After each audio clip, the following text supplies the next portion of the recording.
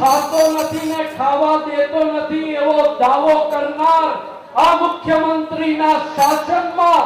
માત્ર ભ્રષ્ટાચાર ચાલે છે અને ગુજરાતના ધારાસભ્યોએ માત્ર વાતો નહીં પણ 2000 પાનાથી વધારે પુરાવા આ દેશના રાષ્ટ્રપતિજીને આપ્યા અને એ પુરાવા બતાવે છે આપણે ખોટો આક્ષેપ કરતા નથી એ પુરાવાઓ બતાવે છે કે ગુજરાતમાં માત્ર 15 બાબતો એવી છે કે જે 15 મોટી બાબતોમાં જ આ ગુજરાતમાં ગાંધીનગરમાં બેઠેલી સરકારે 1 લાખ કરોડ રૂપિયાનો ભ્રષ્ટાચાર કર્યો છે નાનો મોટો નહીં 1 લાખ કરોડ રૂપિયા ગુજરાતના સાધનો અને ગુજરાતની સંપત્તિને લૂંટાવવામાં આવી રહી છે કચ્છમાં